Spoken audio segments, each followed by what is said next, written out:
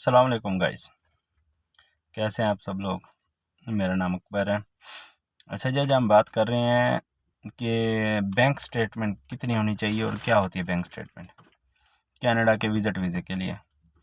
अच्छा जी, देखें कि जो बैंक स्टेटमेंट होती है ना, बैंक स्टेटमेंट होती है कि आपका ख़र्चा कितना है वहाँ पे। आप वहाँ पे जाके गवर्नमेंट के सर पे या किसी के ऊपर जाके बोझ तो नहीं बनेंगे, या वहाँ पे आप मिसाल तौर पैसे कमाने या इस चक्कर में तो नहीं लग जाएंगे। इसलिए वो देखते हैं कि आपके पास बैंक स्टेटमेंट कितनी है, आया आप यहाँ पे आके अपना खर्चा कर सकते हैं, ठीक है। और ये डिपेंड करता है आपके ट्रैवल प्लान के ऊपर। जो हम ट्रैवल प्लान बनाते हैं, ट्रैवल प्लान ऐसा होता है कि हम जो हमारी स्टेटमेंट होती है, जो हमारे पास पैसे हों हम बनाएं उस हिसाब से, ठीक है।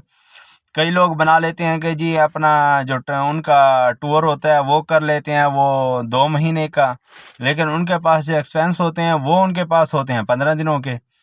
तो यहाँ से जो है ना वीज़ा रिफ्यूज़ल आते हैं, ठीक है। सबसे पहले आप ये देखें कि आपका ट्रैवल प्लान क्या है, ट्रैवल प्लान बनाएं आप। और ट्रैवल प्लान ऐसे नहीं बनाना कि आप एक दिन जो है ना वैंकूवर में हैं, दूसरे दिन आप टोरंटो जा रहे हैं, तीसरे दिन आप कैलगरी जा रहे हैं। इस तरह से नहीं बनाना। आपने ये देखना है कि आप एक दिन के अंदर कौन कौन सी जगह और कितना डिस्टेंस है, कहाँ पर आप जा सकते हैं, उसको थोड़ा एक्सप्लोर, थोड़ा सा स्टडी कर लें, उसको देख लें कि हाँ वैंकूवर के अंदर कौन कौन सी जगहें हैं जिसे आप एक्सप्लोर करना चाहते हैं। उसके बाद आप हफ्ते के अंदर वहाँ रहेंगे, अगले हफ्ते आपने टोरंटो जाना है, वहाँ पे आपने कौन कौन सी जगह एक्सप्लोर करनी है। तो इस हिसाब से ना आप उसके कैलकुलेट करें, ठीक है, कि आपका वहाँ पे जो है मिसाल तौर ये सवारी का ख़र्चा कितना होता है, कि बस का कितना किराया लग जाएगा, या आपका जो अकोमोडेशन है उसका कितना, होटल या अकोमोडेशन जो भी है उसका कितना ख़र्चा है, ठीक है। उसके बाद आपकी आने जाने की फ़्लाइट की टिकट है, उसके बाद आपकी ग्रोसरी का ख़र्चा है। ये सारे खर्चे कैलकुलेट करके उसके बावजूद भी आपके जो स्टेटमेंट के अंदर पैसे हों, जो आपके बैंक के अंदर मौजूदा क्लोज बैलेंस हो, वो इतना हो कि आप ये सारे खर्चे करने के बाद भी वापस आ जाएं। उस तरह से आप देखें, 15 दिन का प्लान बना लें, 20 दिन का प्लान बना लें। अब लेट्स सपोज 20 दिन के अंदर हमारा खर्चा होता है जी, आप मिसाल ले लेते हैं कि $6,000, $7,000 खर्चा होता है हमारा 20 दिन के अंदर।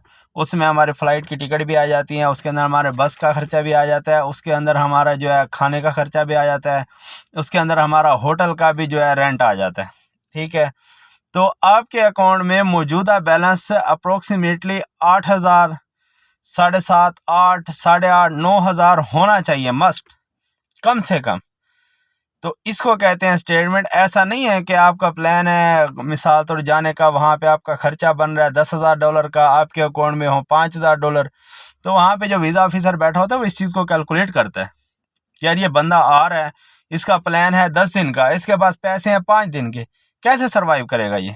तो वहाँ से उनको डाउट होता है, वो क्लियर उसको जो है ना वो कैंसिल कर देते हैं।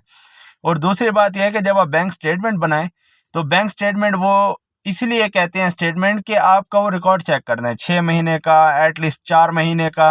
वो उसमें देखते हैं कि आपका अकाउंट कैसे चल रहा है। ऐसा नहीं है कि आप आने से पहले 10 दिन 20 दिन पहले आपने अकाउंट में पैसे डाल लिए जी $10,000, तो ये स्टेटमेंट नहीं होती। ये तो उसने सीधा रिफ्यूज़ल करना है, क्योंकि उसको पता लग जाना है कि इसने पैसे किसी से पकड़े हैं और अपने अकाउंट में डाल दिए हैं। जब आपका अकाउंट 6 महीने से मैनेज हो रहा हो कि हाँ आपके अकाउंट में जो है ट्रांजैक्शन हो रही है, हर महीने 4-5 लाख मिसाल तौर 2-2.5 हज़ार डॉलर की हो रही है, और आपका क्लोज बैलेंस 8-10 हज़ार है, तो वो कहते हैं हाँ यार रिलायबल है, इसका इतना आना जाना है अकाउंट में, इतने इसके पास पैसे होते हैं। तो उस ये एक सॉलिड रीज़न होता है उनके पास रिफ्यूज़ल का। आप इसको सही करें, क्योंकि जो हमारी बैंक स्टेटमेंट होती है ना, वो हमारे वीज़े के अंदर समझ लें कि बाकी सारे डॉक्यूमेंट्स जो है ना मैक्सिमम 40% हमारी जो है ना हेल्प करते हैं, लेकिन जो स्टेटमेंट होती है ये 60% हेल्प करती है। तो इसलिए आप अपनी स्टेटमेंट स्ट्रॉन्ग रखें और उसको एक मैनेज करके रखें, तो इससे इंशाल्लाह आपका वीज़ा रिफ्यूज़ल नहीं होगा। अकबर को दीजिए इजाज़त। अल्लाह हाफिज़।